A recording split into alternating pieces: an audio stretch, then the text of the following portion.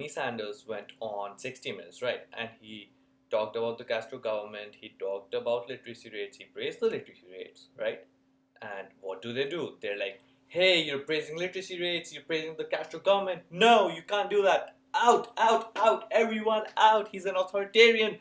And they just go after him, they do him like that, even after he said that he disavows them. He says that on numerous occasions. And what do? They go after him on the debate stage as well. They keep bringing this up, so let's just take a look at it.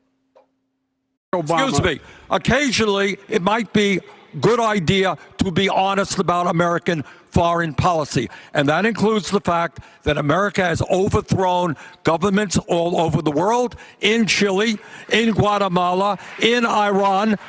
And when dictatorships, whether it is the Chinese or the Cubans, do something good, you acknowledge that. But you don't have trade love letters with them. This is 2020. Mr. Vice President. So the DNC wants to talk about authoritarianism. Let's talk about it.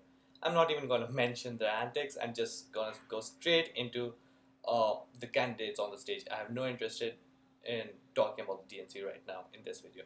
Alright, so let's talk about policy.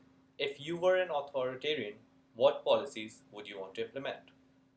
Well, first you'd want to disarm the populace, right? Second, you'd want to increase your military spending. Third, you want to jail up and kill all whistleblowers, or maybe just jail up, because just outright saying you want to kill whistleblowers isn't a good move, but whatever. Alright, so let's think about which candidates are supporting such policies. Joe Biden wants to increase gun control. He's always been saying that. Alright, so that's one. Second would be increasing military spending. That's Joe Biden, right, again. And you remember when the Snowden news broke out? Who was the one calling up foreign leaders? Joe Biden. He talked to the government of Ecuador, he talked to everyone, and you know what he did? He called them up. He said, hey, you cannot support Edward Snowden. If he comes to you, remove him. You cannot support him.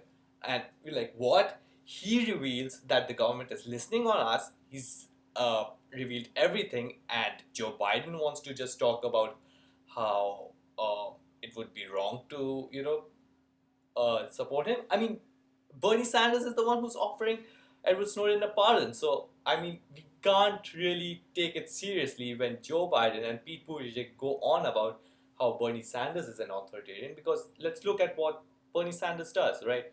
He doesn't have a big stance on gun control. He's not taking anyone's guns away, right?